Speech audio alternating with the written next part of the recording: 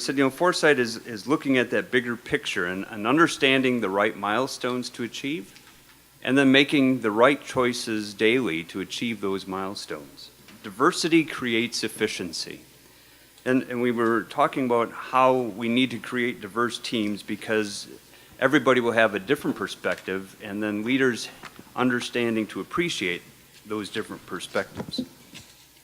And the third one came from what we learned from Peggy today, and her comment that the patient experience cannot exceed the employee's experience. And with that, we said, well, then the employee becomes the customer. When we're designing our plans as leaders, we have to take into account not just the external customer, but the internal customer. We started here. We noticed that all three came to humility by a different road, whether it was from their family or the modeling or just kind of experience in the workplace. With humility also comes that ability to listen, to understand. So setting that goals, but then keeping your values as an anchor to achieve your goals. As we're achieving our goals, that success comes in rooting yourself in the values and listening and in that humility. Before we even started with the speakers was just remembering who makes our food, who's in the background, that we normally don't even think about, and who's serving us. We all have biases wherever we come from, wherever we look like, whatever color, whatever gender, whatever it is, and trying to make sure that we do self-inflection and work on ourselves to deal with our own biases. And someone suggested that maybe, be good if we all took the free, it's online, free, the Harvard implicit bias that you can do based on race or gender, whatever it is, and just see where you fit and then how you can be impactful in your work and in your circles. The first thing that we talked about was the whole racism thing in the Starbucks and how it did, or how it is trying to get resolved in the fact that, the CEO is listening. He's trying to resolve the situations. What do we bring with youth? We should identify them. We should acknowledge them. We shouldn't just say, well, we're training you to be us. It's like we need to listen to them. We really think that the main common theme of today was about listening. And it's really important as leaders to make sure that we are listening, we're hearing our staff out. We are able to learn about each other's experiences just from being able to listen to what everyone has to share about what's part of their journey and where their background, their knowledge, the things that they have to share to the whole team to make them grow together. Like, what can we do to fight racism here locally in our community, and of course, like, across the nation? It has to come from both places, like from the top down, but it also starts from the bottom up. And so we as individuals have to do our part in ensuring that everybody is included, that everybody is valued. One thing that I'm proud to say that Milwaukee County does is that we're under the Department of Health and Human Services, and so they invested in a leadership excellence program for all of their leaders. And one of the sessions is based around healthy interactions and acknowledging unconscious bias. Purpose and a higher purpose, and that really facilitates selflessness, which gets at the root of serving others and then living that every day, not for us, but for those around us. We talked about how servant leadership is hard because it's often a long-term game, and our instant gratification, quarterly earnings culture in America and our world today often clashes against that. Using failure as an opportunity to learn and grow, both in ourselves and in our employees or our children. It's big for parenting as well. And then thirdly, if servant leadership is in your vocabulary but not in your heart, it will do more harm. So humility and integrity works a lot better than pride and loud-spokenness. Really working on the process of the servanthood, the leadership, and actualizing it. So it's a lot of small steps or interactions with people throughout the days, and it's more than just a title and a job. It's really who we're being with each other.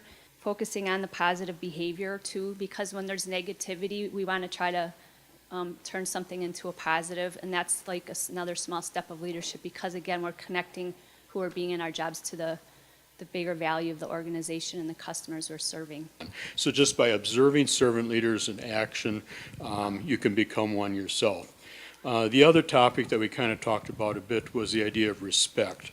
That came up with the racism issue, and it seemed that if you had respect, racism is not really an issue because you're looking at a person as an individual, you're caring for that person, and that you will always think of that person as being first and you being second, and that should work a long ways towards eliminating some of that racism that you might feel.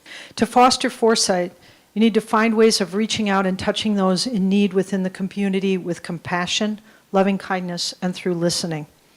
To begin the servant-leader relationship with others, you need to take time to establish trust, putting the client and their family's needs first.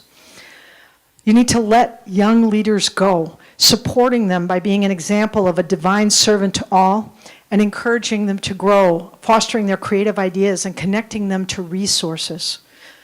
Don't be afraid to ask questions or to let your immediate life circumstances confine you or your goals. Approach issues with holistic, continuous care, treating people like they're the most important reason for you being there. And engage in humble listening, especially when you're agitated, to best explore the means of the global solution that's possible in conflict resolution. The combination of listening and empathy, and the servant leadership as it relates to quiet leadership. And it wasn't necessarily about them. It was the layers of success that they were able to achieve through their shadows. So Jesse's remark that you don't have to be a jerk to be successful really stood out for us, and I'm going to take that home and share that with my son, who's 18 now, because I think it's important for him to hear. John's comment that he says to his team when they meet regularly, do you have the tools to do your job? And it was really impressive that you talk to your team like that and you ask them that question coming from the sink or swim environment that you were put into. Leading by action. Let your values be your North Star and to lead you every day. Second, treat people well because they're fellow human beings, and serve them well to allow for their growth and their development. And the third was integrity. Do the right thing because it's the right thing to do, not because someone's watching you. We found that listening and foresight are, like a lot of the values of servant leadership, are really interconnected. Foresight just doesn't happen in a vacuum. You have to ask questions, and finding out what drives people. Not your motivations aren't necessarily going to be the same as everybody else's, so it's important to build relationships and listen to those things and remember those things. To start, stop, and continue, kind of ask people on a regular basis, what should we be starting? What activities should we not be doing? And what do we need to continue to do? So I thought that was kind of a handy little framework. Some people in our society tend to be cynical and non-trusting, and they want you to prove it. And of course, we blamed Google for that. But as far as how we would become better servant leaders, we observed that truth, caring, and warmth helps develop trust. We felt that we need to lead from a position of caring, warmth, and truth, and that personal reflection is necessary to succeed as a servant leader. How we can identify clear core values to be put all on the same page, and how we can work together to be one instead of just having someone above you or thinking, oh, this person's above me. How we can all be on the same page. How we can spread love and kindness in a workplace so that it feels more like a family and not like a job. And how humility can go a long way in developing listening skills, communication, always just being on the same page.